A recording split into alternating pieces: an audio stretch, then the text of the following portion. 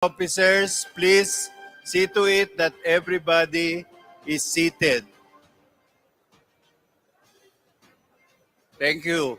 Thank you for taking your seats. Kayo po dyan sa dulo, pwede ba po maupo kayo dyan? Lahat ng congressmen at senators, nakikiusap po ang PSG na maupo tayo lahat.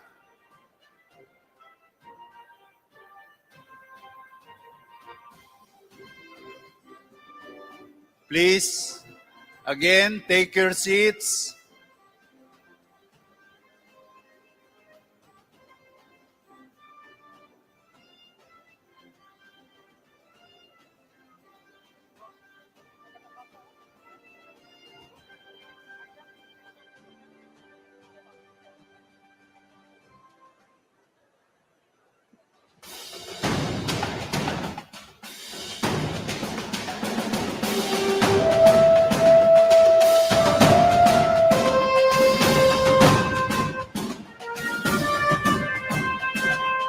State of the Nation Address 2022, ang unang sona ng Pangulong Ferdinand Romualdez Marcos Jr., ika-17 presidente ng Republika ng Pilipinas.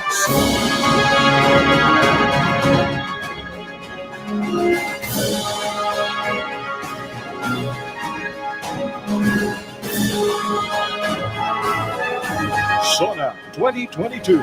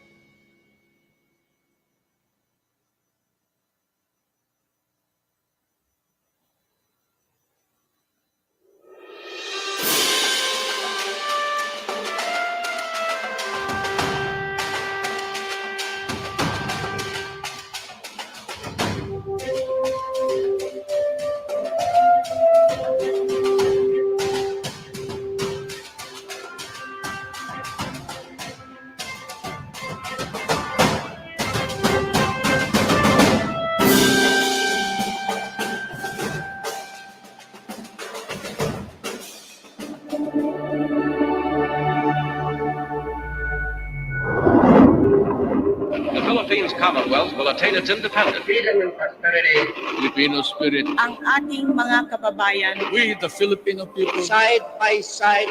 In government system and tradition. Emerging market in the region. Buhay na ang Pilipinas. The land of promise. at sakripisyo ng bawat isa. This is a historic moment for us all. You, the people, have spoken, and it is resounding. Sa pangarap na maging mapayapa ang ating bansa, ang pangarap nyo ay pangarap ko. Have hope. The sun also rises like it did today and as it will tomorrow. And as surely as that, we will achieve the country all Filipinos deserve. A country that, in almost every sense, is you. Now imagine what you and government can achieve together. Our future we decide today. Yesterday cannot make that decision anymore, nor can tomorrow delay it. The sooner we start, the surer and quicker the prospect of achieving our future. Never forget, we are Filipinos. One nation, one republic, indivisible. At pinakinggan ko ang tinig ninyo na ang sinisigaw ay pagkakaisa, pagkakaisa, pagkakaisa.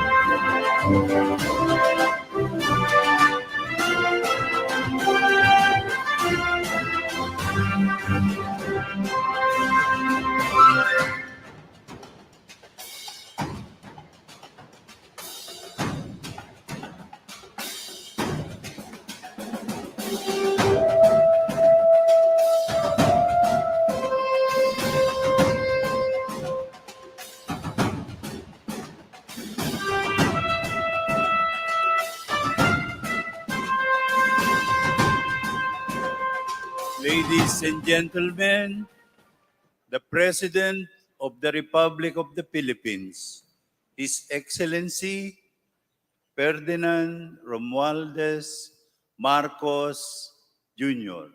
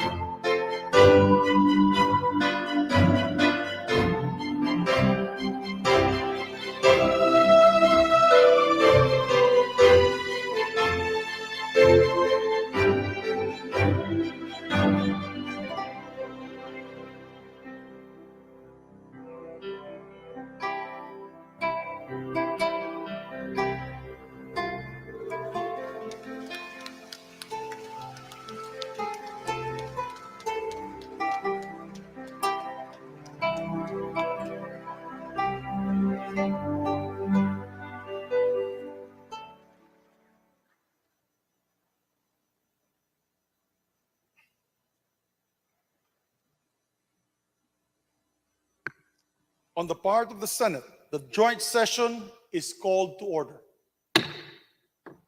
On the part of the House of Representatives, the joint session is called to order. Please rise for the singing of the Philippine National Anthem, to be led by the Samiwang Singers of Ilocos Norte. Bayang magiliw, pero silang manay, alam ng puso, sa dibdib mo'y buhay. Lupang hinirang, tulad ka ng magiting, sama dagat at bundok sa simoy, sa langit mong bughaw, may ilagang tula at awit sa paglayang minamahal. Ang kislap ng watawat mo'y tamo ay nanagniningning, ang bituin at araw niyang kailan pang may di magdidilim. Lupa ng araw na luway at ipagsinta, buhay ay langit sa piling mo.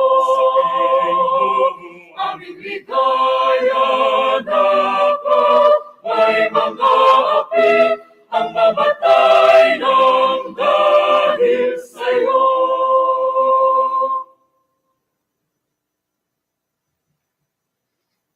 Please remain standing for the nation's prayer. Aming manlilikha, tagapagbigay buhay at liwanag ng sangkatauhan. Salamat po sa iyong pagtangkilig at paggabay sa bansang Pilipinas. Salamat po sa kalayaang magtipon tulad ngayon ayon sa talaga ng aming saligang batas.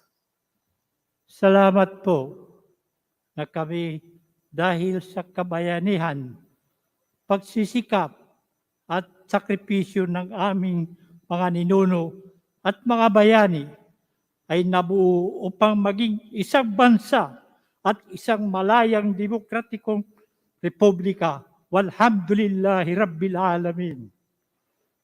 Pagpalain niyo po ang aming pagtitipon ngayon upang aming dinggin, liwanagan at suriin ang kalagayan ng bayan, ang state of the nation. At upang italaga sa inyong gabay at tangkilik ang mga magiging hakbangin ng pamahalaan sa pangunguna ng aming Pangulo, Ferdinand Romualdez Marcos Jr. Biyayaan niyo po kami, mga mamamayan at mga namumuno, ng patuloy at tumitibay na pagkakaisa, pagtutulungan at pagmamahalan bilang pagsunod sa inyong mabuti at magandang kalooban. Kasihan niyo po ang aming Pangulo at ang pangkat ng kanyang mga tagapangasiwa, ang aming mga mambabatas, ang aming mga hukom, at ang mga tagapagpairal ng katarungan, ng dalisay at ibayong kaliwanagan, karunungan, katwiran, at katapatan sa kanilang banal na tungkulin. Patuloy niyo kaming turuan at atakayin kaming lahat na mga mamamayan at mga pinuno tungo sa dakilang pagkakaisa na magbubunga ng ibayong kapayapaan, kaayusan, kaunlaran, kasaganaan, at kasiyahan ng lipunang Pilipino. Magpatuloy po tayo sa personal na panalangin. Mangyaring ang bawat isa ay tahimik na manawagan sa may kapal.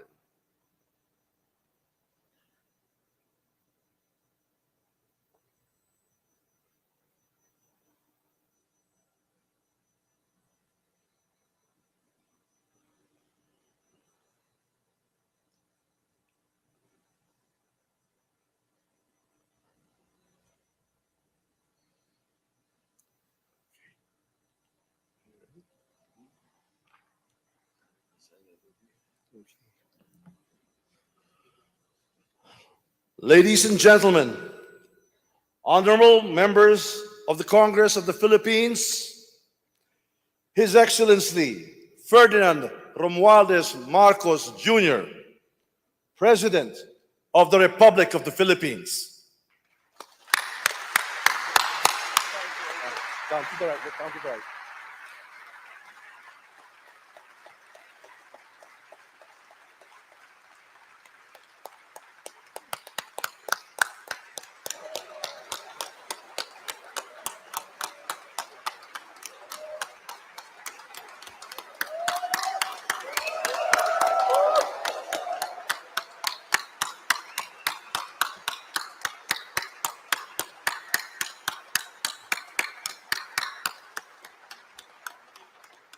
Vice President Sara Zimmerman Duterte, former Presidents Joseph Ejercito Estrada, Gloria Macapagal Arroyo, and Rodrigo Roa Duterte, Senate President Juan Miguel Zubiri, and the honorable members of the Senate, House Speaker Ferdinand Martin Romualdez, and the honorable members of the House of Representatives, Chief Justice Alexander Gesmundo, and the honorable justices of the Supreme Court, the Apostolic Nuncio, Most Reverend Charles John Brown, and the esteemed members of the Diplomatic Corps,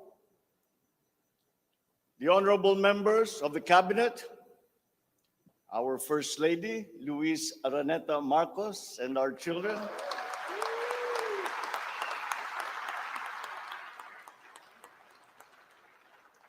distinguished guests, ang mga minamahal kong mga kababayan, ladies and gentlemen, magandang hapon po sa inyong lahat. I come before you today to address you as it is my duty as President of the Republic. We live in difficult times brought about by some forces of our own making, but certainly also by forces that are beyond our control. But we have and we will continue to find solutions, and these are some of them. In terms of the economy, we will implement a sound fiscal management. Tax administration reforms will be in place to increase revenue collection. Expenditure priorities will be realigned and spending efficiency will be improved to immediately address the economic scarring arising from the effects of COVID-19 and also to prepare for future shocks. Productivity-enhancing investments will be promoted. Our country must become an investment destination, capitalizing on the corporate recovery and tax incentives for enterprises with the CREATE law and the economic liberalization laws such as the Public Service Act and the Foreign Investments Act. Ecozones will be fully supported to bring in strategic industries such as those engaged in high-tech manufacturing, health and medical care, and all emerging technologies. This is also seen to facilitate economic growth outside of Metro Manila. Our tax system will be adjusted in order to catch up with the rapid developments of the digital economy, including the imposition of value-added tax on digital service providers. The initial revenue impact will be around 11.7 billion pesos in 2023 alone. Tax compliance procedures will be simplified to promote ease of paying taxes. We will pursue measures to determine possible undervaluation and/or trade misinvoicing of imported goods. Through information and communications technology, the Bureau of Customs will promote streamlined processes. Disbursements for 2022 to 2023 will be maintained at above 20% of gross domestic product, or 4.955 trillion pesos and 5.086 trillion pesos respectively, to ensure continuous implementation of priority programs. Disbursement will further increase over the medium term from 5.402 trillion pesos, or 20.7% of our GDP in 2024, to 7.712 trillion pesos, or 20.6% of GDP in 2028. The medium-term fiscal strategy of this administration seeks to attain short-term macro-fiscal stability while remaining supportive of the country's economic recovery and to promote medium-term fiscal sustainability. Furthermore, and more importantly, fiscal policy aims to bring together the national government's resources so that these are mobilized and utilized in order to gain the maximum benefit and the high multiplier effects for our economy. Measurable medium-term macroeconomic and fiscal objectives include the following headline numbers. These are based on forecasts that are consistent with the guiding principles of coherence of strategies, policy discipline, and fiscal sustainability. 6.5 to 7.5% real gross domestic product growth in 2022. 6.5 to 8% real GDP growth annually between 2023 and 2028. 9% or single-digit poverty rate by 2028. 3% national government deficit to GDP ratio by 2028. Less than 60% national government debt to GDP ratio by 2025. At least $4,256 income per capita, and the attainment of upper middle income status by 2024. The aforementioned headline goals summarize the objectives of this medium-term fiscal strategy being submitted to Congress for its adoption and concurrence to the concurrent resolution by the Senate and House of Representatives. Once adopted, the MTFF will become an anchor for the annual spending and financing plan of the national government and Congress when preparing the annual budget and undertaking related appropriation activities. It is therefore a forward-looking document that extends beyond the traditional 3-year horizon to reach 6 years, coinciding with the 6-year coverage of the Philippine Development Plan 2023 to 2028.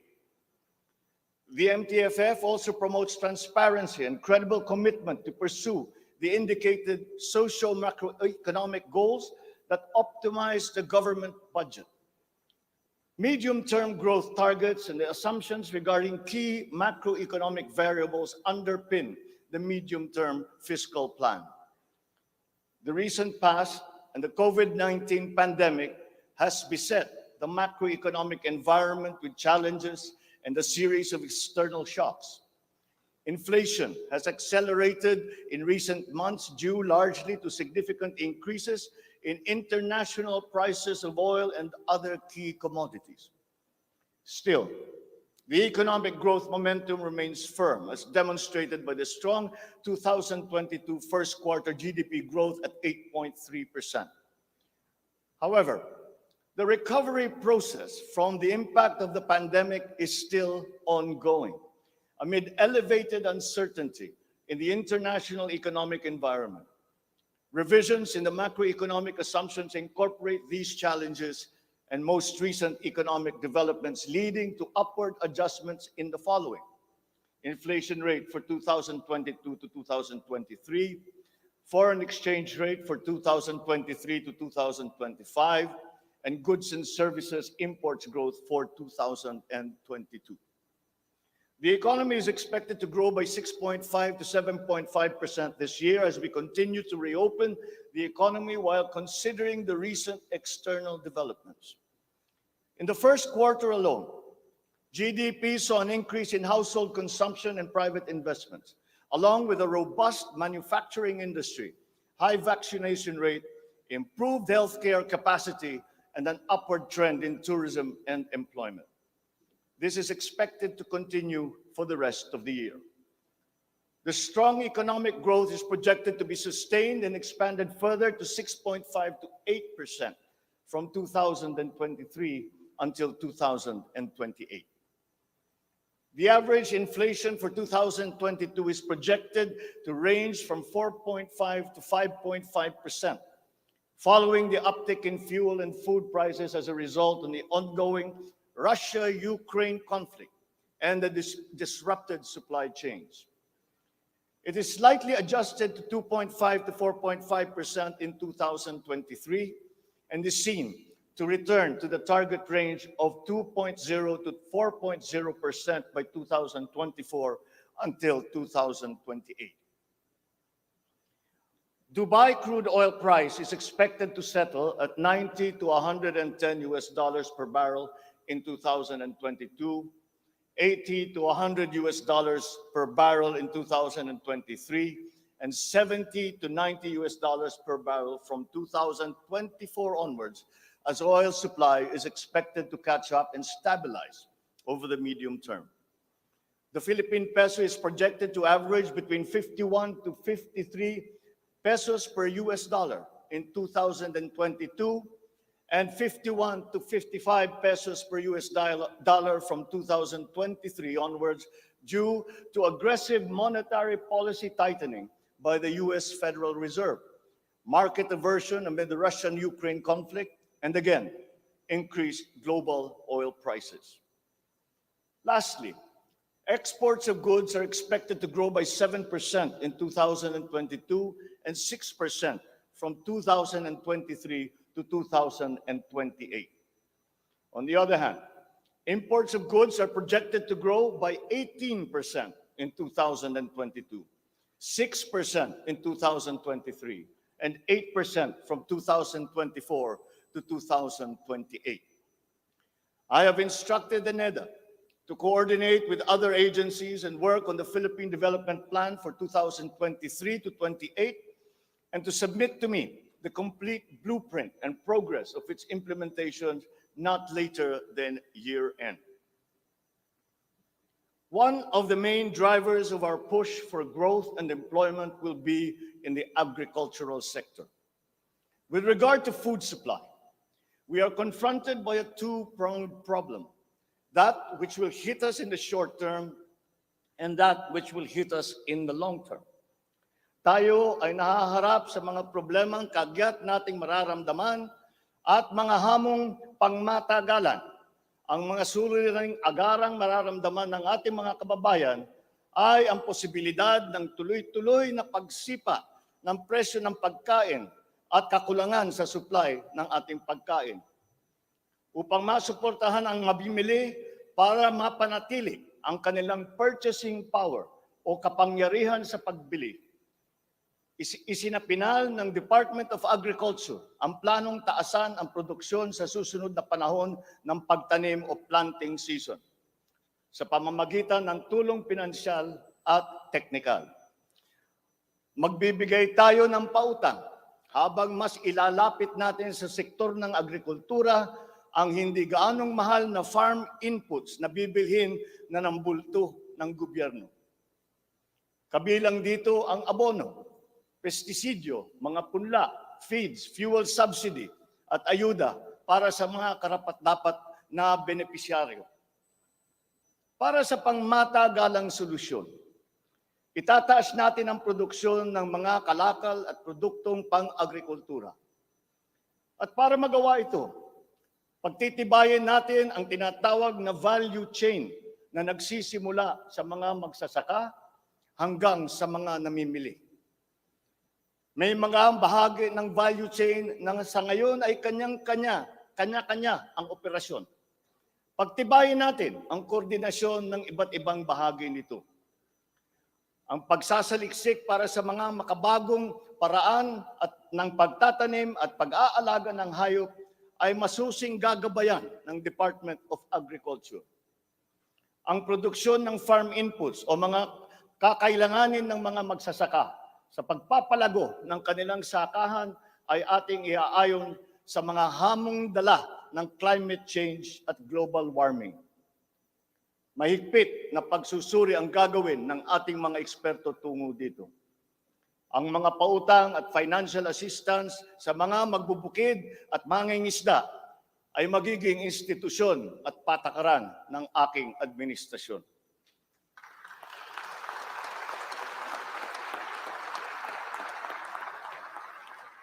Ipapaprioridad natin ang modernisasyon ng mga sakahan sa pamamagitan ng mga makabagong teknolohiya para sa ating mga magsasaka. Atin palalawakin ang mga palaisdaan, babuyan at manukan.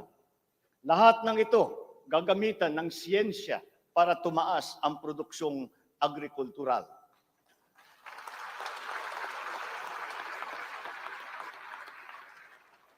Maging ang post-production at processing ay susuportahan ng pamahalaan. Gagawa tayo ng network, national network ng farm-to-market road upang mas mabilis na mailakbay ng mga magsasaka ang kanilang mga produkto sa mga pamilihan. At gagawa tayo ng mga paraan upang maramdaman ng mga mamimili ang pagluluwag ng presyo ng mga produktong pagkain sa kayang halaga, gaya ng muling pagbubuhay ng mga Kadiwa Center. Hindi ito magagawa sa isang araw.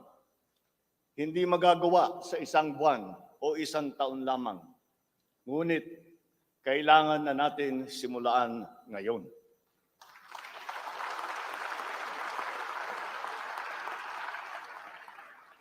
Ang Agrarian Reform Program ay dapat magpatuloy.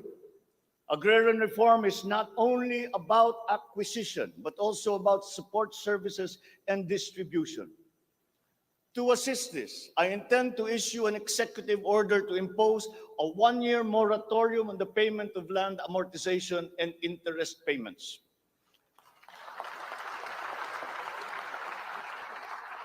This is included in Republic Act number 11469 or the Bayanihan to Heal as One Act.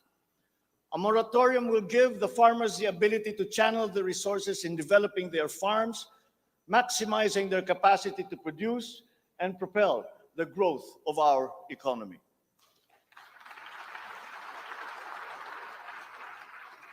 Civil society organizations also support this because it will unburden the farmers of their dues and be able to focus on improving farm productivity. Congress must also pass a law that will emancipate the agrarian reform beneficiaries from the agrarian reform debt burden, thereby amending Section 26 of Republic Act 6657. In this law, the loans of agrarian reform beneficiaries with unpaid amortization and interest shall be condoned.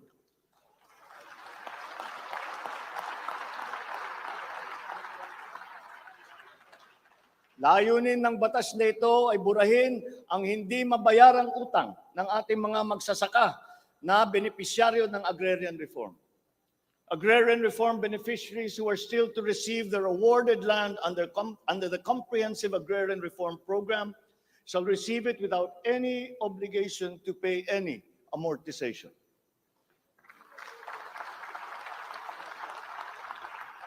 The condonation of the existing agrarian reform loan will cover the amount of 58.125 billion pesos, benefiting 654,000 agrarian reform beneficiaries and involving a total of 1.18 million hectares of awarded lands.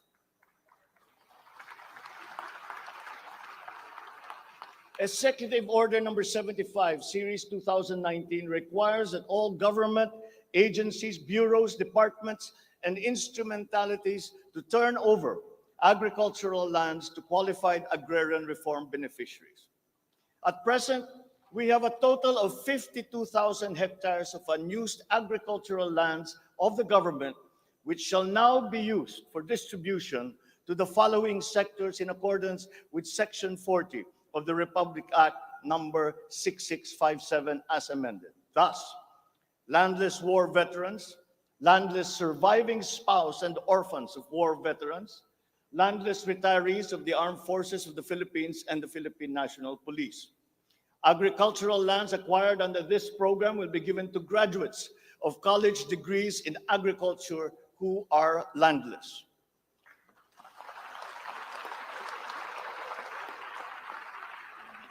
The call of the times is for the infusion of fresh and new blood in the agricultural sector. We need a new breed of farmers equipped with modern agricultural technology able to engage in sustained scientific farming that will not only increase farm yields, but also resilience in the face of climate change.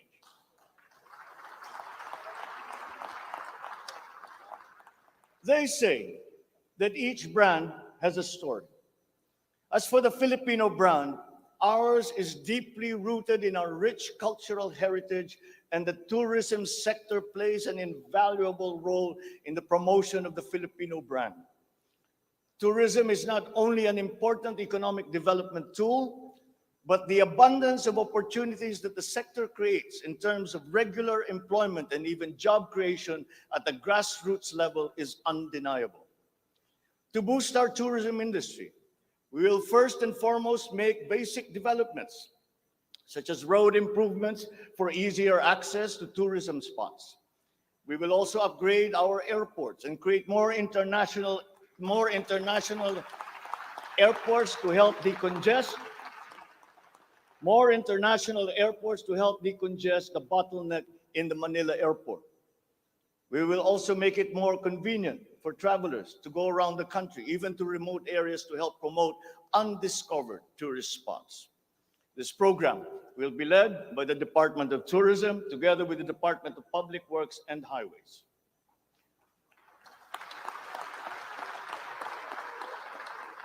To foster the Filipino brand is to spark our sense of pride and reaffirm our strong sense of identity. It is time to welcome the rest of the world with an enhanced Filipino brand that is unique, attractive, and creative. The creativity of the Filipino is truly world-class. We excel in arts and culture, new media, live events, avenues which generate primary and downstream jobs for our creative and talented countrymen. Unfortunately, ang mga hanap buhay na ito ang unang pinadapa ng pandemya at ang pinakahuli namang makabalik sa normal. The creative industry likewise faces many challenges, including workplace conditions, working hours, intellectual property rights, and the welfare of our beloved freelancers who were left vulnerable during the height of the pandemic. We require an institutionalized creative industry that will advance the interest of its stakeholders. Sila na nagbibigay ng kaluluwa at pagkakilala sa ating pagka-Pilipino. Protektahan natin sila.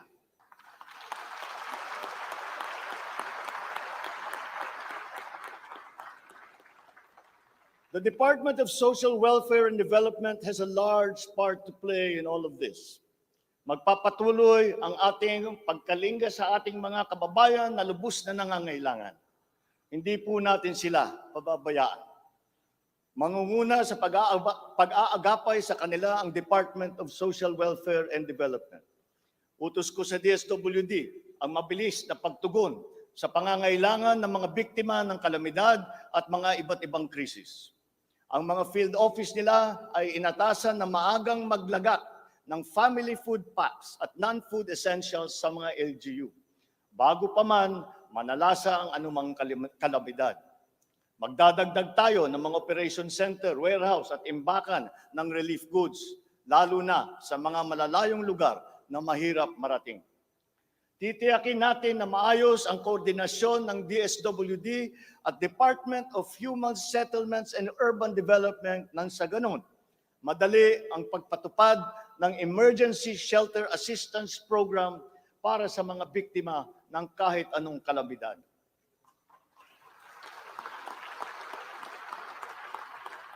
Pagtitibayin pa natin ang komprehensibong programang Assistance to Individuals in Crisis Situations o ang ating tinatawag na AICS para maiparating ang tulong sa mas maraming biktima.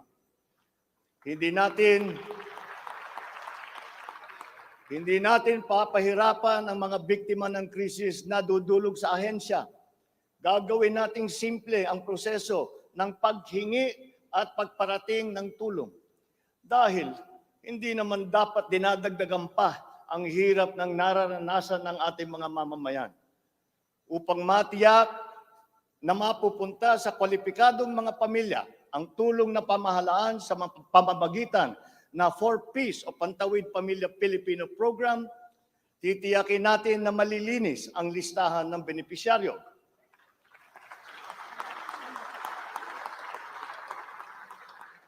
Higit na sa 1 milyong pangalan na ang nakapag-graduate na sa listahan.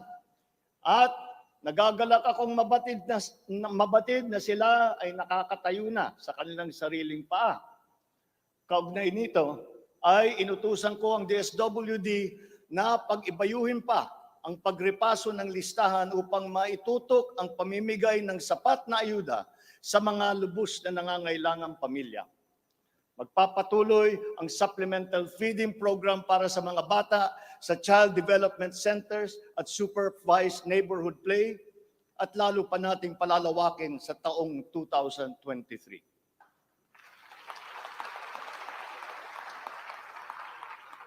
Hindi rin natin nakakalimutan ang mga solo parents at mga nanay na nahiwalay sa kanilang mga mister dahil sa karahasan. Pagtitibayin natin ang programa sa violence against women and their children. Kabilang na ang counseling para sa mga biktima, katuwang ang ating mga LGU. Tiyakin natin na sapat ang pondo sa halos 70 residential care centers at 7 non-residential care centers para sa vulnerable sectors at persons with disabilities na sumisilong dito.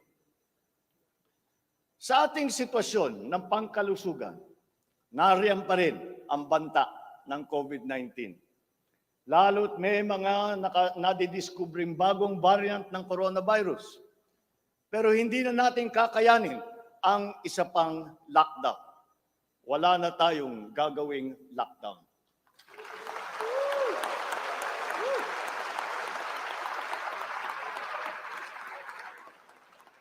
Dapat natin balansehin ng maayos ang kalusugan at kapakanan ng ating mga mamamayan sa isang banda at ang ekonomiya naman sa kabilang banda. Nakikipagtulungan ang iba't ibang ahensya ng pamahalaan sa pag-monitor sa mga COVID-19 hospital admission upang makatiyak tayo na may sapat na kapasidad ang ating healthcare system at maiwasan ang pagsipa ng bilang ng nagkakasakit. Patuloy din ang ating vaccine booster rollout para sa ating pangkalahatang depensa.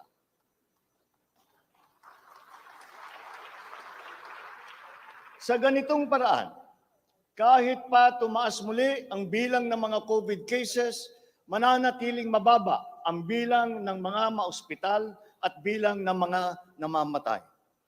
Sa pamamagitan nito, unti-unti rin tayong masasanay na nariyan ang virus pero hindi na seryoso ang banta sa ating buhay. Iaayon natin ang ating mga health protocols sa kung ano ang ating pangangailangan sa paglipas ng panahon at lalo pang iibayuhin ang kooperasyon kasama ang pribadong sektor upang tumaas pa ang kumpiyansa ng mga mamumunuhan nang sa gayon ay bumalik na tayo sa full capacity, lalo-lalo na ang ating mga negosyo.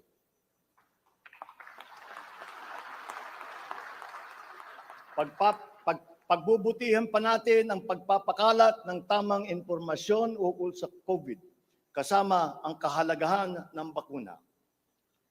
Mananatili muna sa ngayon ang alert level system natin.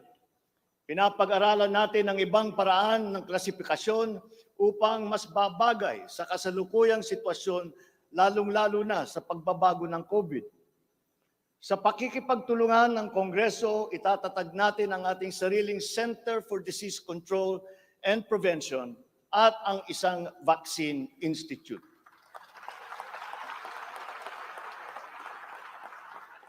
Magtatayo tayo ng dagdag na mga health center at ospital.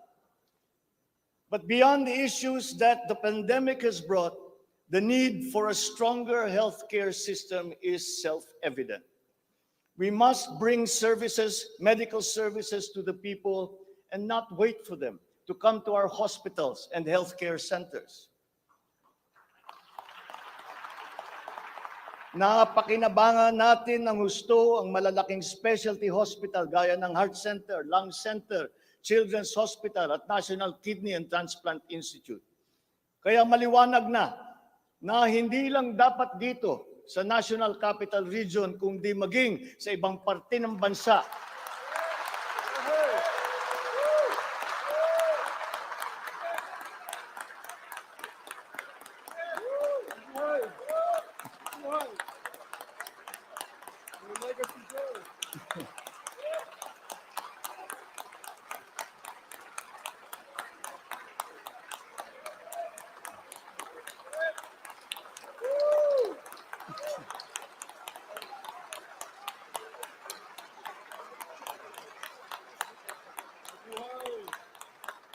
Maliwanag na hindi lamang dapat dito lamang sa National Capital Region, kundi maging sa ibang parte ng bansa, kailangan magdagdag ng ganitong uri ng mga pagamutan. Bukod dito, upang mailapit natin ang healthcare system sa taong bayan, nang hindi sila kailangang pumunta sa sentro ng kanilang bayan, lalawigan o region, ay maglalagay tayo ng mga clinic, mga RHU, na pupuntahan ng mga doktor, nurse, midwife, medtech, 1 beses, 2 beses sa 1 linggo.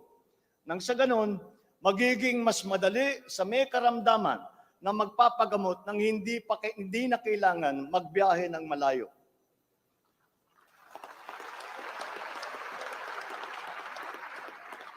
One of the cornerstones of a strong healthcare system is the provision of competent and efficient medical professionals.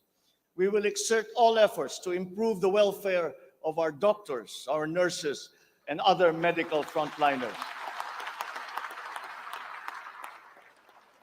Dapat din tayong magkaroon ng sapat na supply ng gamot na kinakailangan sa pang-araw-araw ng ating mga mamamayan. Sinimulan ko na ang pakikipag-usap sa mga kumpanya ng gamot dito sa Pilipinas at sa ibang bansa. Hinihikayat natin na buksan nila ang merkado upang bumaba ang presyo ng gamot.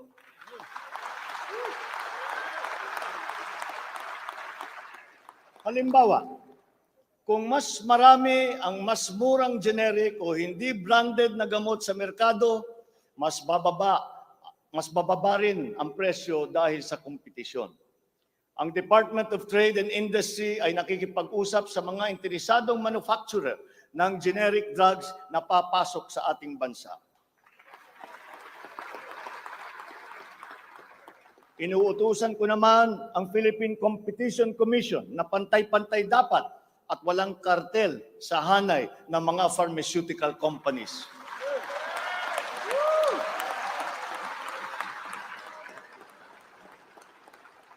Dahil kapag bukas ang merkado, bababa ang presyo ng gamot para mapakinabangan ng ating mga mamamayan.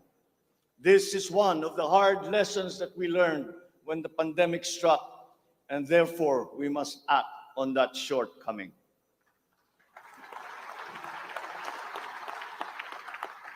In the educational sector, I believe it is time for our children to return to full face-to-face classes once again.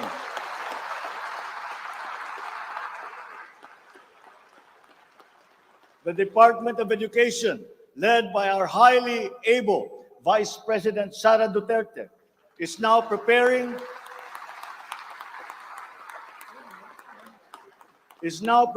for its implementation in the upcoming school year, with utmost consideration for the safety of students as we are still in the middle of the COVID-19 pandemic.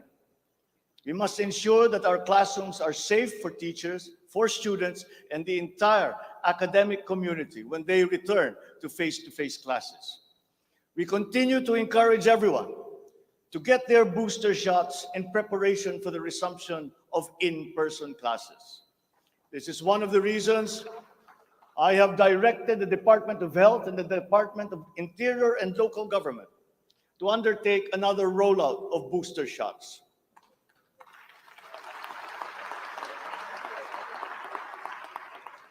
The condition and availability of schoolrooms for our students must also be addressed, again, in coordination with the Department of Public Works and Highways.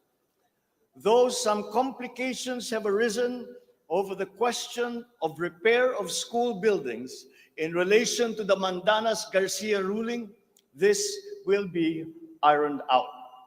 We have been in discussion with local government leaders, governors, and mayors in the last few weeks to determine with the LGUs what is actually practicable, what functions belong to the LGUs, and what belong to the national government.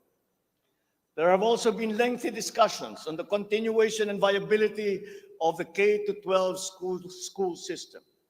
We are giving this careful review, and all necessary inputs and points of view are now being considered. In the longer term, We are instituting a program of refresher courses and retrainings for our teachers so they can stay abreast of the rapid growth in technology, especially in this post-pandemic world. As for the horror stories that we have heard about the poor quality of educational materials and supplies that are being given to our schools, this must end.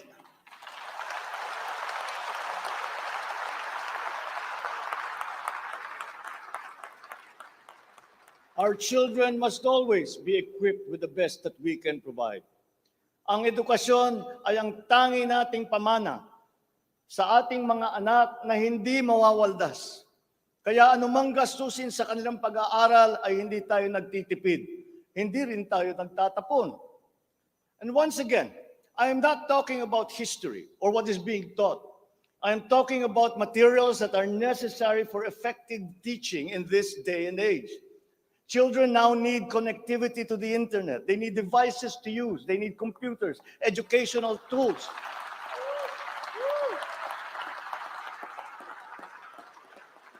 So that they might participate fully in the digital community here and abroad.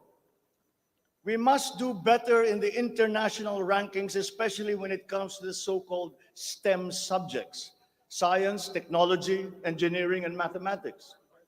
These skills, this knowledge, are necessary for our young people to be able to compete in a highly technological and competitive world. The raw talent is there in our young people. It is up to our educational system to develop and to refine that great pool of talent.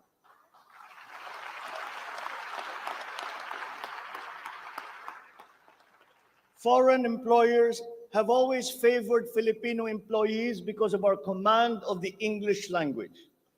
This is an advantage that we must continue to enjoy. The internet has now become the global marketplace, not only for goods, services, but also for ideas, even extending to our own personal interactions. And the language of the internet, for better or for worse, is English. Therefore, the question of our medium of instruction must be continuously re-examined to maintain that advantage that we have established as an English-speaking people.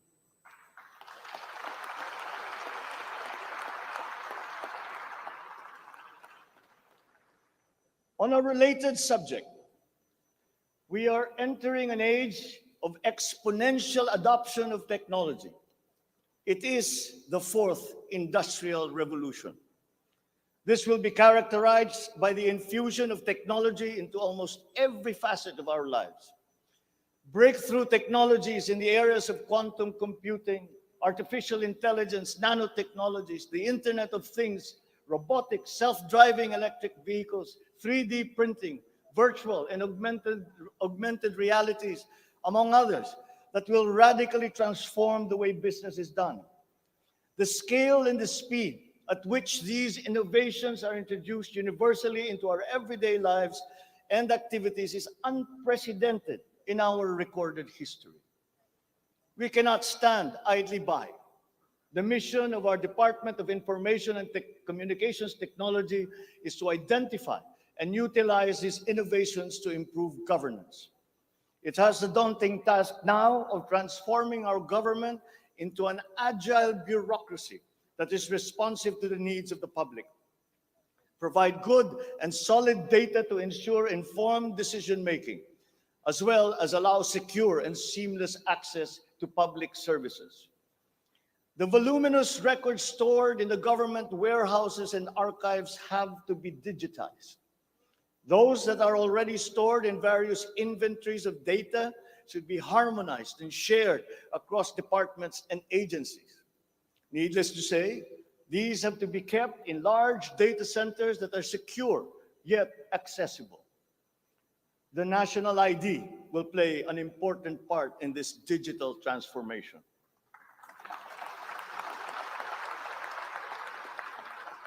For citizens to be able to seamlessly transact with government, their identity must be easily verifiable. We expect to issue 30 million physical IDs and 20 million digital IDs by the end of this year. The target is to accomplish the issuance of about 92 million IDs by the middle of next year. As the world moves into rapid digitalization, the digital divide will become more pronounced. The depth and breadth at which these technologies will be transformative in our lives is fully expected. This will open new opportunities for the creation of wealth, but will also likely create inequalities. Hence, universal connectivity will be a vital component in order to ensure that no citizen is left behind.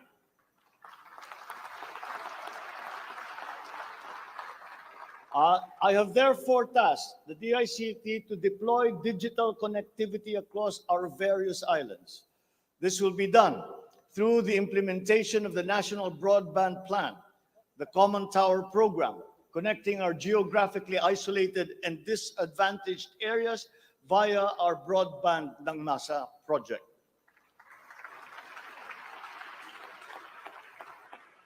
All relevant modes of digital transport should be utilized. These may be through a combination of terrestrial or submarine fiber optics, wireless, and even satellite technology. As our Public Service Act has opened the doors and removed the restrictions on foreign investment, we foresee an increase in direct investment of overseas players. This will translate into better quality, availability, and affordability of telecommunication services all over the country. We come now to infrastructure. The backbone of an economy is its infrastructure. The infrastructure program of the Duterte administration must not only continue, but wherever possible, be expanded.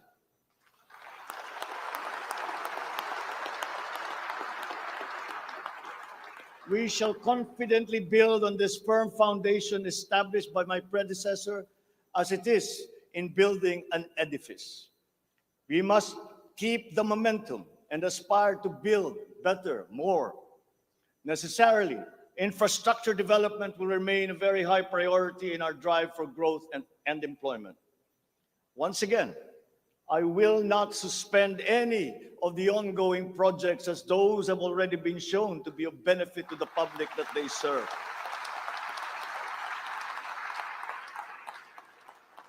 We will continue to study the proposals that have been made. Infrastructure development spending will be sustained at 5 to 6% of GDP. The planned expansion of infrastructure projects, I believe, would be possible if we continue to encourage the participation of the private sector in the development of our programs. Public-private partnerships, or PPPs, hold great potential for that expansion, for infrastructure development, and for innovation. Our infrastructure development is of primary importance, as it is a necessary element to improve many other sectors, to include agriculture, tourism, general economic activity, and even to governance. It is my belief also that we have missed some great opportunities to develop our rail transport system. It is clear in my mind that railways offer great potential, as it continues to be the cheapest way of transporting goods and passengers. We can build upon already existing lines by modernizing these old railway systems. There are dozens of railway projects on the ground, above the ground, below ground, not just in Manila, but in other regions, at various stages of implementation and with a combined cost of 1.9 trillion pesos. This administration is committed to finish building the current portfolio of investments, approved railway projects such as the North-South Commuter Railway System, the 33-kilometer Metro Manila Subway Project, the 147-kilometer North-South Commuter Railway System, the 12-kilometer LRT-1 Cavite Extension, the 23-kilometer MRT-7, and the common station that will connect LRT-1 MRT3, and MRT7. And beyond NCR, larger scale railway systems like the 102-kilometer Mindanao Railway Project,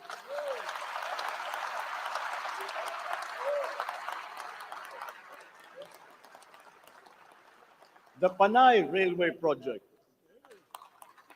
and the Cebu Railway System will be integrated as a vital part of our transport and communication systems. We will also continue to improve our roads and transportation systems in key cities throughout the country through various projects, such as the Cebu Bus Rapid Transit, Davao High Priority Bus System, Ilocos Norte Transportation Hub, the El Nido Transport Terminal.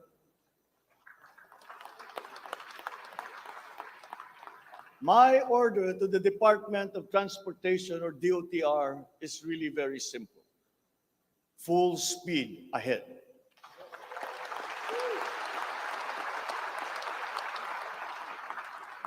Improving our railway system, along with modernizing existing airports and seaports, will maximize our strategic location in the Pacific and connect our many islands. A key sector in our transformation plans is that of energy. Another fundamental requirement for growth and increased employment will be the availability of cheap, reliable energy.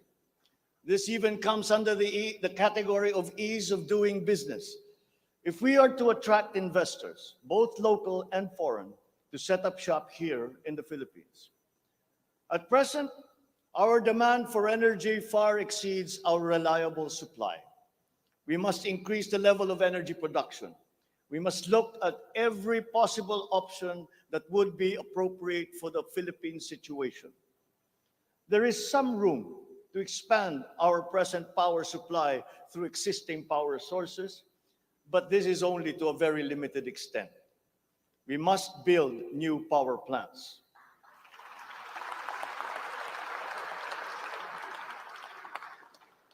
We must take advantage of all the best technology that is now available, especially in the areas of renewable energy.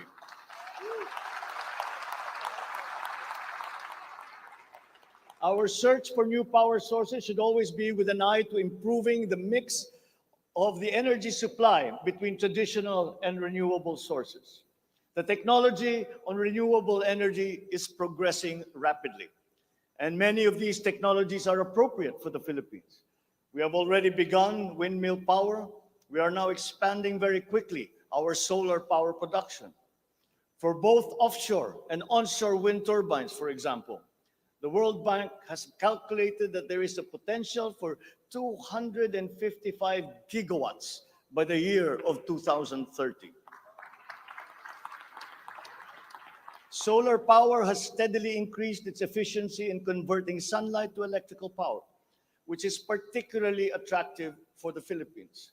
Because unlike wind power, solar power is practical almost everywhere in the Philippines all year round. In the move to lowering our carbon footprint caused by energy production, our advancement to renewables will have a lead time. In the interim, natural gas will hold the key. We will provide investment incentives by clarifying the uncertain policy in upstream gas, particularly in the area close to Malampaya. This requires clarification of the processes and review of service contracts policy. I believe that it is time also to re-examine our strategy towards building nuclear power plants in the Philippines.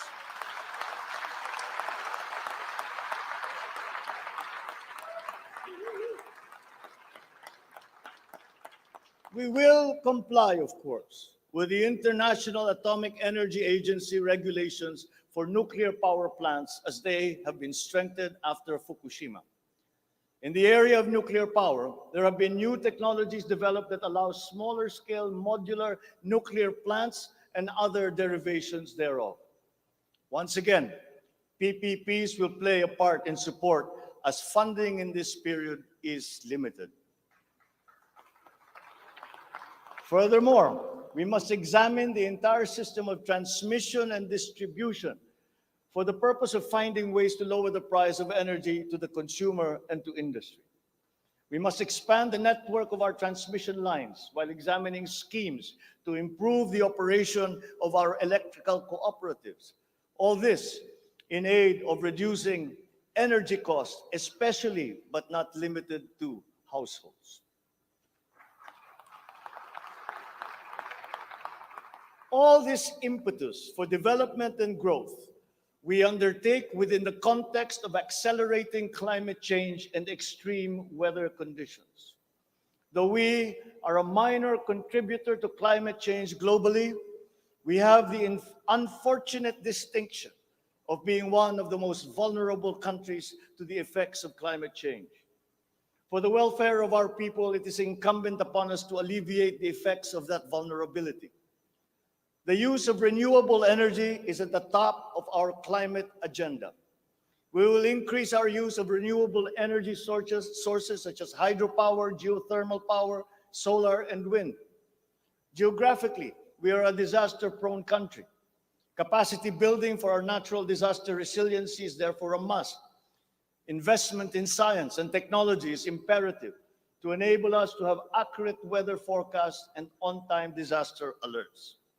Studies show that already now, many areas in the Philippines are at high risk from the rise in sea levels brought about by the increase in global temperature. We must adapt to this phenomenon with disaster-proof planning for our communities. We will also look into the precarious freshwater supply situation in the country, especially in our urban areas. Many of our water supply systems date back to the 1950s, and they must now be rehabilitated and improved. I've instructed the DNR, together with the DPWH, to explore possible partnerships with the private sector to address this crucial situation. The Philippines has excellent laws on the environment, but we have to guarantee that these laws are properly enforced.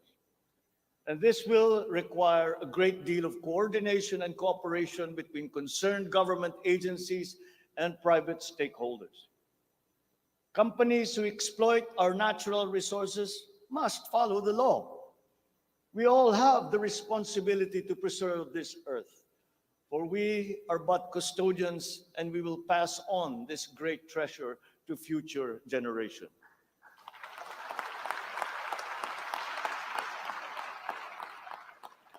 There is no question that the preservation of the environment is the preservation of life. If we cannot mitigate climate change, all our plans for the economy, all our plans for our future will be for naught. Bawat Pilipino sa ibayong dagat na nagsasakripisyong lisanin ang kanyang pamilya sa Pilipinas upang maghanap buhay ay nararapat lamang magkaroon ng pamahalaang matatawag nilang tahanan habang nasa ibang bayan. Ito ang papel na gagampanan ng kagawaran ng manggagawang mandarayuhan o Department of Migrant Workers matapos itong ideklara bilang ganap na ahensya ng gobyerno ng isang taon. Ang kagawarang ito ang magsisilbing kanlungan ng ating mga kababayan sa gitna ng mundong walang kasiguruhan at mahigpit na kompetisyon. Ito ang maglalatag sa kanila ng mga oportunidad. Titiyak na ang kanilang mga hanap buhay ay tugma sa kanilang mga kasanayan. Maninigurong akma ang sahod at maayos ang kalagayan sa kanilang mga kumpanya at mga ngalaga sa kanilang mga pamilya habang sila ay nasa malayo. Gagawin natin ito sa pamamagitan ng pag-aalis ng red tape sa sistema ng pagsusulong ng digital empowerment. We shall automate the verification of contracts and issue secure overseas employment certifications that you can keep on your smartphone. I call on the Department of Migrant Workers and the DICT to make this a top priority.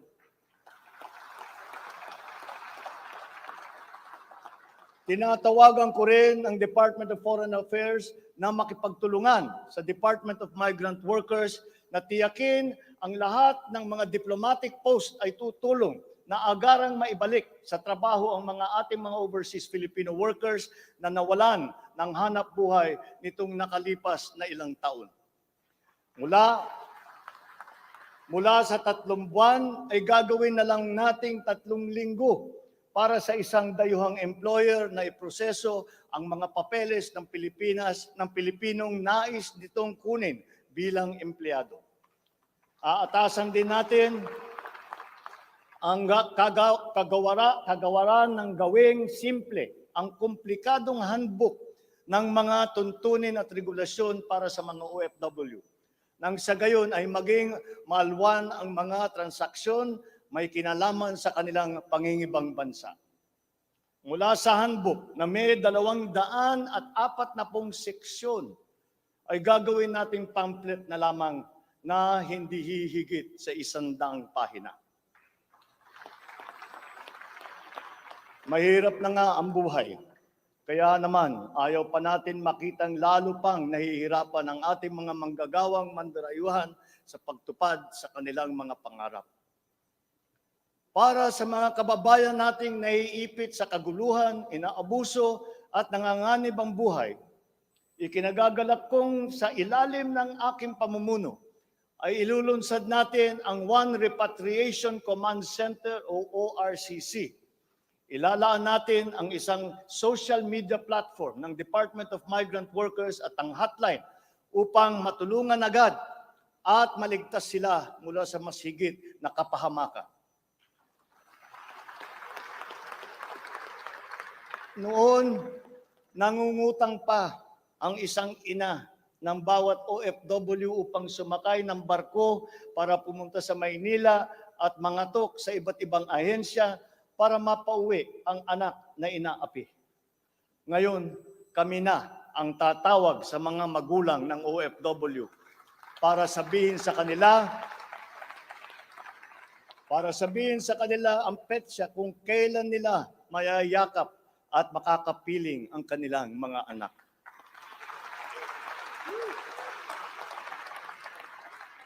Sa kasalukuyan ay nakikipag-ugnayan tayo sa pamahalaan ng Saudi Arabia upang buksan muli ang deployment.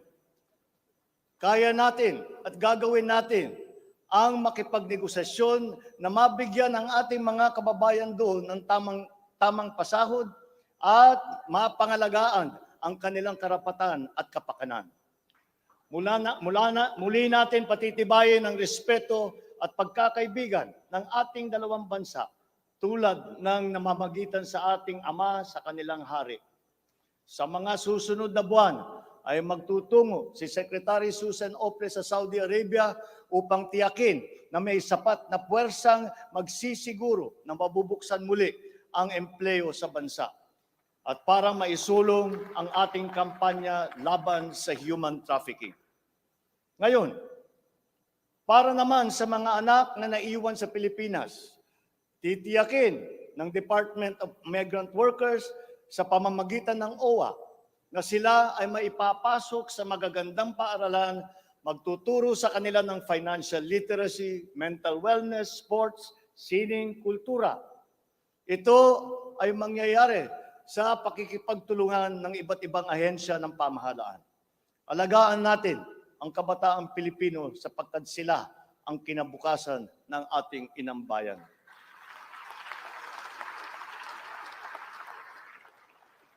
Sa ating mga kababayan na nasa ibang bansa, you deserve a home in government, not only for the money that you send home, but you are not cold tools of the economy. You deserve it for your sacrifices for our country and your perseverance and excellence in the global arena. You OFWs represent the fighting faith of the Filipinos as a nation and as a people.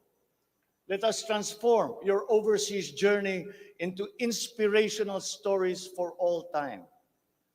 Thanks to you, our dear legislators, and of course to the man every OFW now refers to as their tatay, President Rodrigo Duterte. You passed the law that created this new home for our OFWs.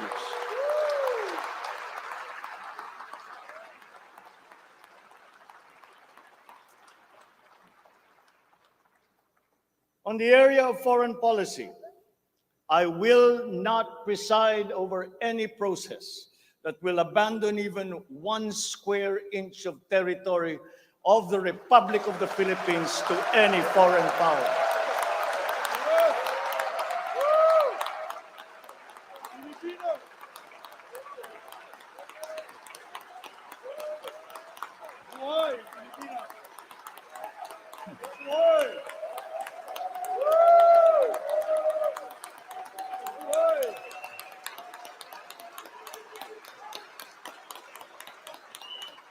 With respect to our place in the community of nations, the Philippines shall continue to be a friend to all, an enemy to none. The Philippines has always been open and welcoming to all our foreign friends and visitors. That is our worldview. That is our culture. But let me be clear. We are very jealous of all that is Filipino.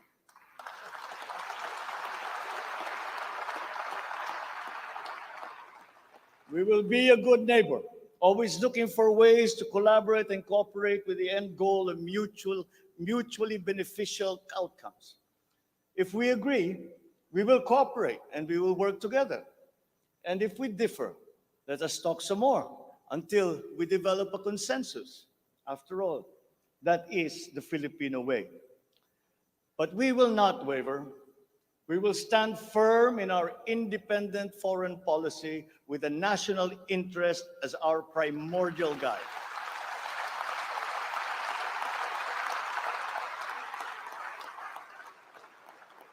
We commit to maintaining good relations with the rest of the world. As a matter of fact, it is my sincere belief that the need for strong bonds and collaboration among nations emerges in the direst of times, such as in a pandemic. The partnerships and alliances that we make with all will provide stability that all nations will need as we emerge into this new global economy.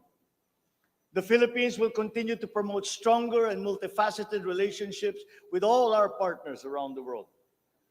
We are, in fact, grateful for the messages of support and offers of help that we have received from many of our friends in the international community. This has been communicated to us through the different envoys and ambassadors here in the Philippines. Such strong relationships can only be beneficial to all involved. As I am here today addressing the legislature, allow me now to propose legislation that we would like you to pass in support of these programs. 1, National Government Right-Sizing Program, a reform mechanism that seeks to enhance the government's institutional capacity to perform its mandate and to provide better services while ensuring optimal and efficient use of resources. Compared to previous government reorganization efforts, the NGRP will entail a comprehensive strategic review of the functions, operations, organization, system, and processes of the different agencies, and massive and transformational initiatives in agencies concerned, such as mergers, consolidations, splitting, transfer, and even the abolition of some offices. The right-sizing efforts will also involve the conduct of a comprehensive strategic review of functions, programs, and projects that will cut across various agencies. Number 2, a budget modernization bill that seeks to institutionalize a cash-based budgeting system under Executive Order number 91, Series 2019, to strengthen fiscal discipline in the allocation and use of budget resources by ensuring that every peso budgeted by the government would lead to the actual delivery of programs and projects.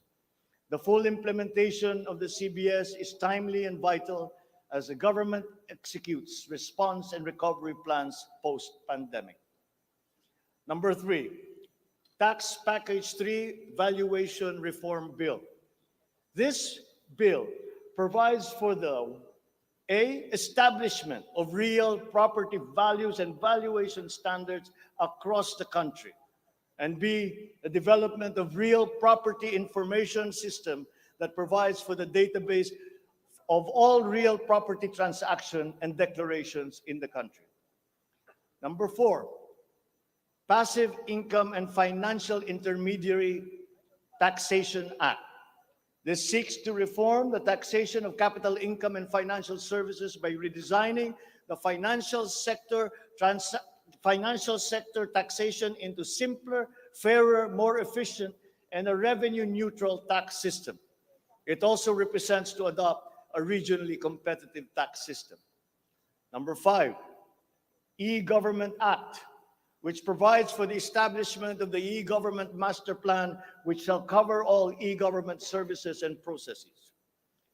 Number 6, the Internet Transaction Act, or e-commerce law, which aims to establish an effective regulation of commercial activities through the internet or electronic means to ensure that consumer rights and data privacy are protected, innovation is encouraged, fair advertising practices and competition are promoted. Online transactions are secured, intellectual property rights are protected, and product standards and safety are observed. Number 7, Government Financial Institutions Unified Initiatives to Distressed Enterprises for Economic Recovery.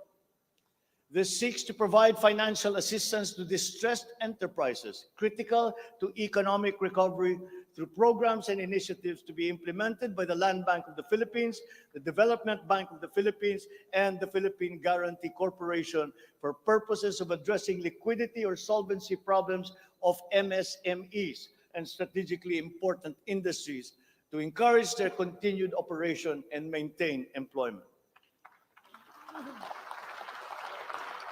Number 8, the establishment of a Medical Reserve Corps.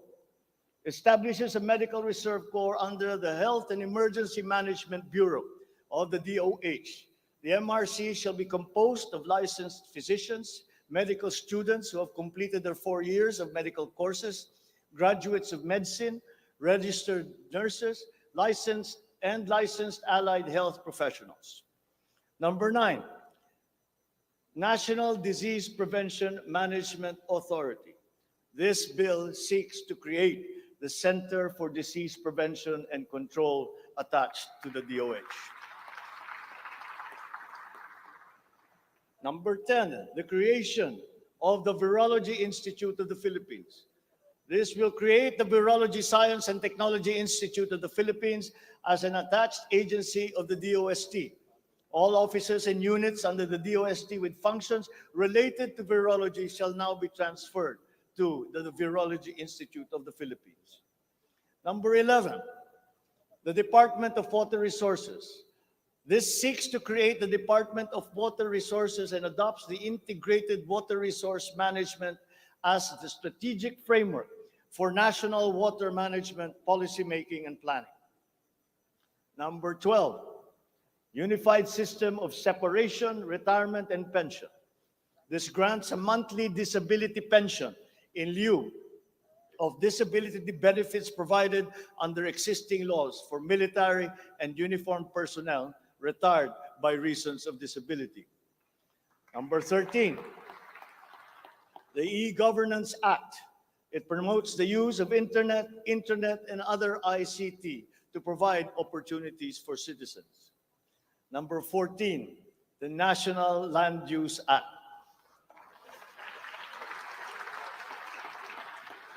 This will provide for a rational and holistic management and development of our country's land and water resources, hold owners accountable for making these lands productive and sustainable, strengthen the LGU to manage ecological balance within its jurisdiction. It also provides for land use and physical planning framework as a mechanism in determining policies and principles to implement this legislative measure. Number 15, the National Defense Act. This seeks to amend the antiquated National Defense Act of 1935 to provide for a change in the military structure of the armed forces of the Philippines that is more responsive to current and future non-conventional security threats to the country's territorial integrity and national sovereignty. Number 16, Mandatory Reserve Officers Training Corps and National Service Training Program.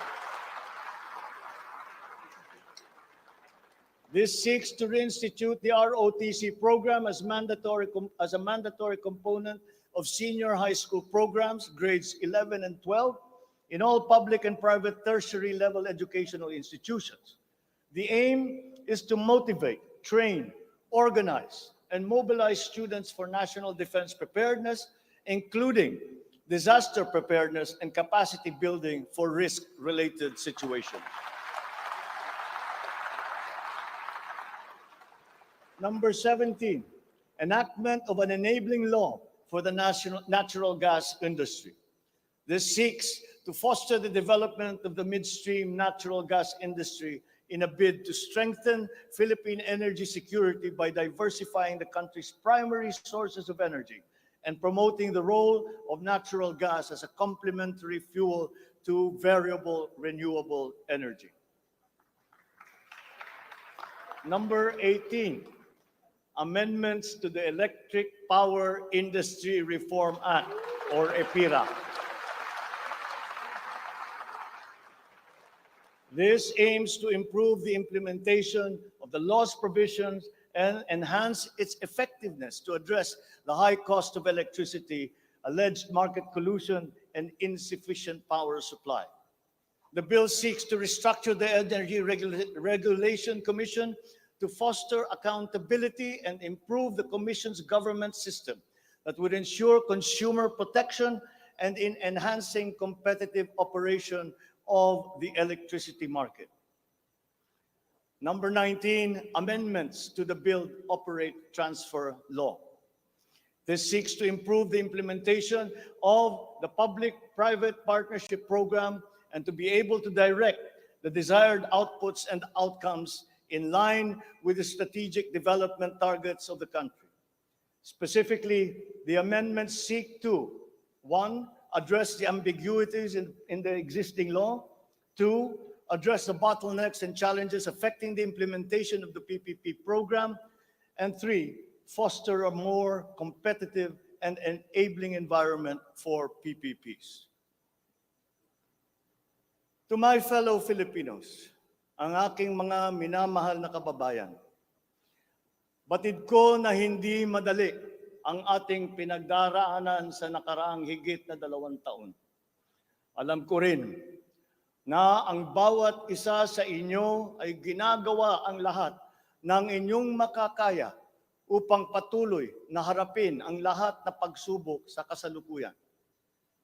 I do not intend to diminish the risks and the challenges that we face in this turbulent time in global history.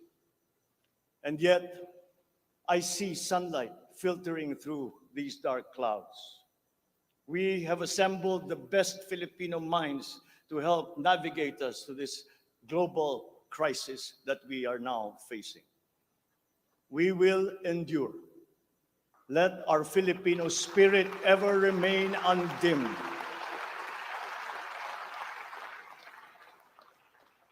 I know this in my mind. I know it in my heart. I know it in my very soul. The state of the nation is sound. Thank you and good afternoon. Marami pong salamat sa inyong lahat.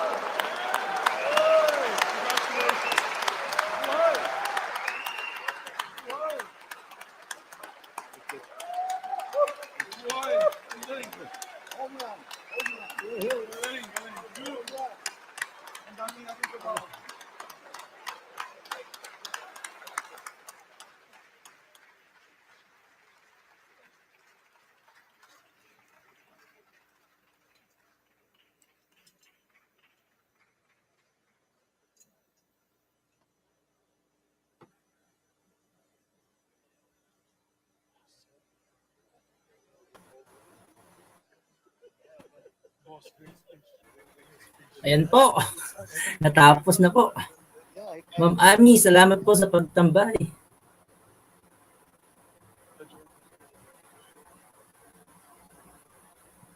Ladies and gentlemen, on the part of the Senate, the joint session is adjourned. Ang ganda ng mga kanya. On the part of the House of Representatives, the joint session is adjourned.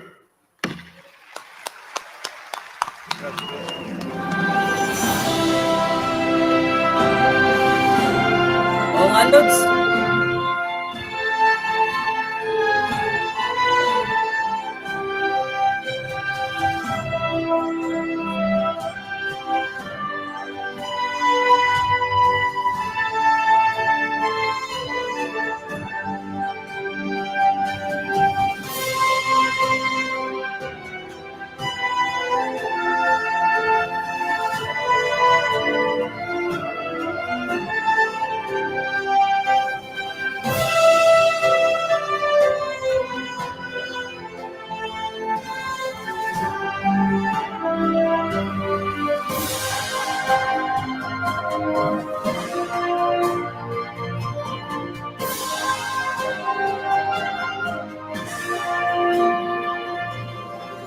Maraming salamat din po sa mga sumama po sa akin.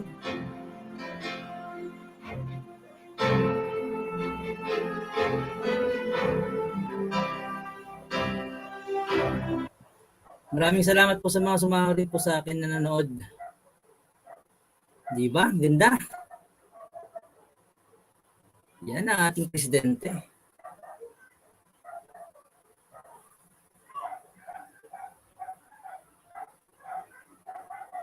Boy, salamat. Sir Lods Kotox, salamat. Ma'am Ami, Manang Malu, kay Ma'am Bicolanang Rabas, hindi ko alam yung iba, Kilmer, yung iba hindi ko alam kasi pas pumasok sila hindi naman tawag dito, comment, sumilip lang. Salamat po sa inyong lahat.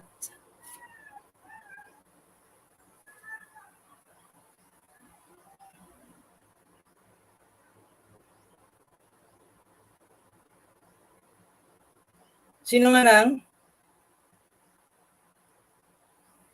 Sino?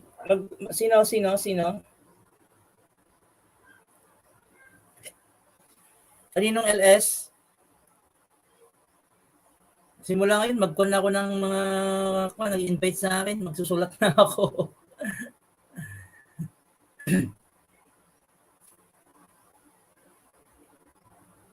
Kasi nakakalimutan ko yung iba. Susulat ko na sa calendar.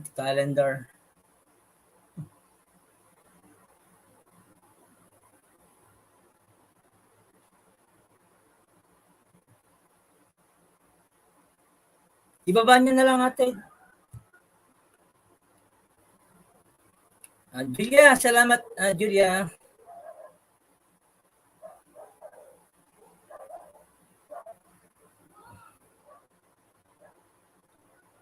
Salamat Sir Katox TV.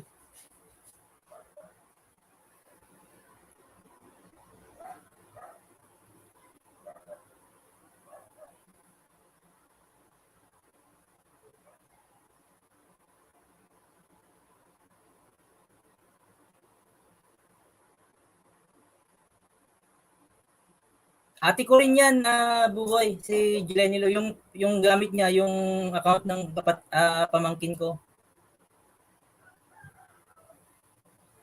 Wana official channel, YTC. Sige, te. I-tawag dito, ikuwan ko.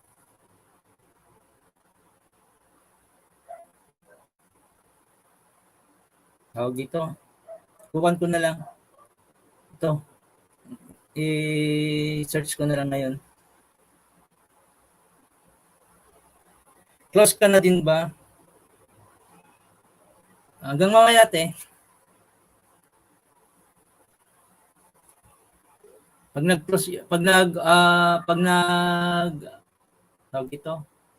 nag-end na yung radio television, Malacanang, Close ko na rin. Salamat ulit Sir Katox. Ikon ko lang tong kay Kondaw.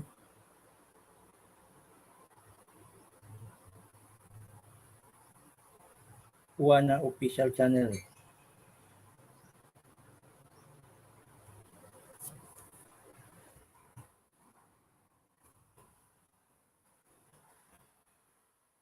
Double N.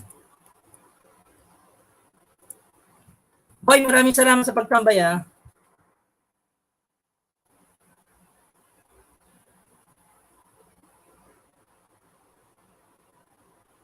Yan lang, magdikitan muna kayo dyan para, ay pala,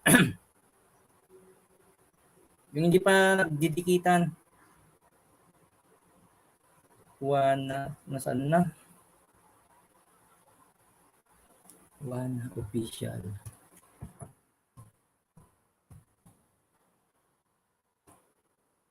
One official channel.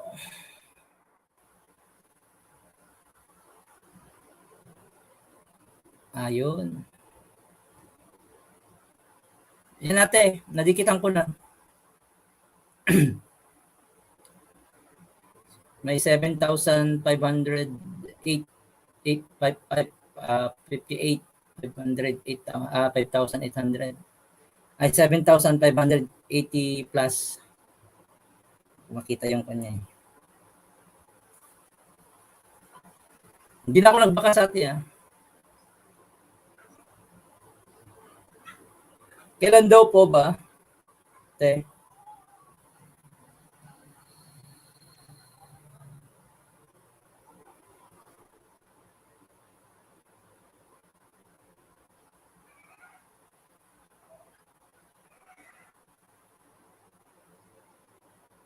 Pati yung kay Katropa, hindi ko napuntahan noon yung kanya.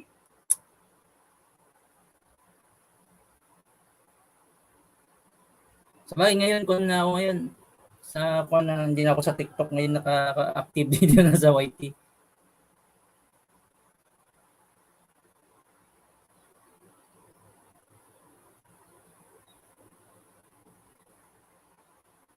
Sige te, magbakas ako.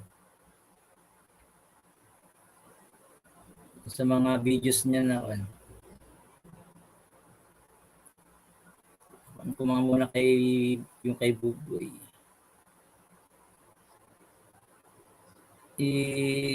Sabit ko nga muna. Saan na? Yun.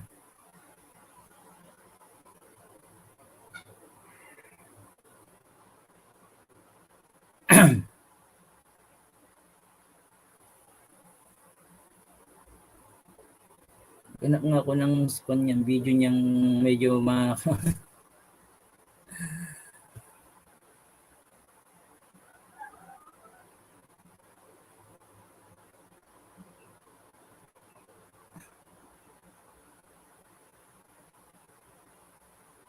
ito in 3 hours.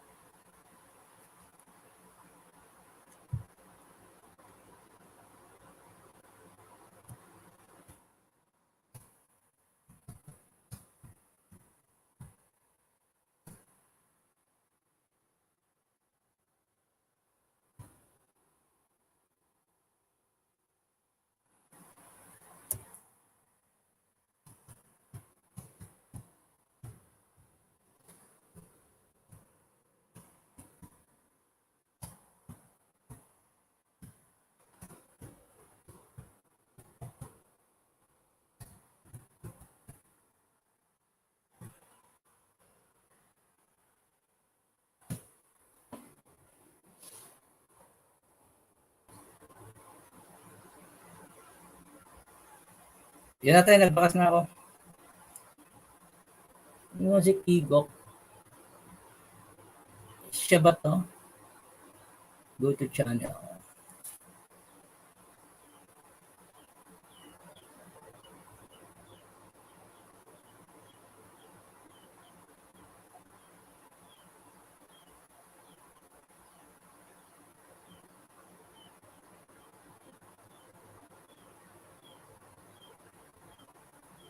tusok ko siya siguro yung tinambay niya.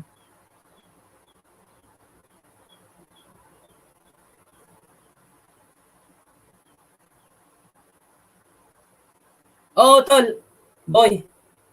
Si Ate Malo din yun.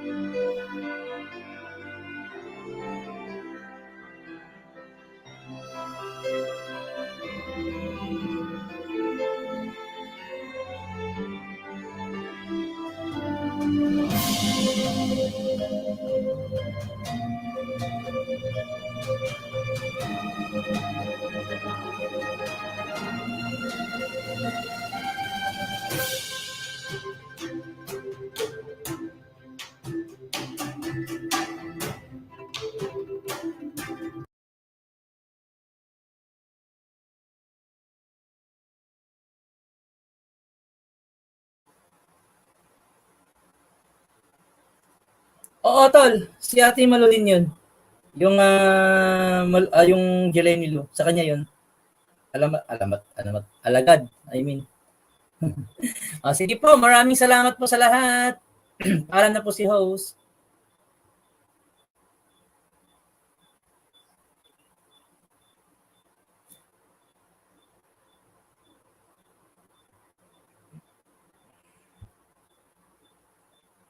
Next time po ulit.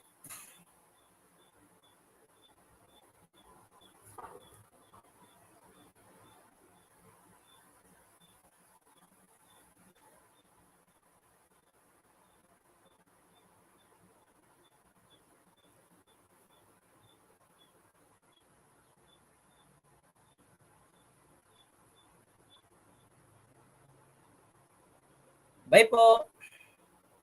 Maraming salamat po sa lahat.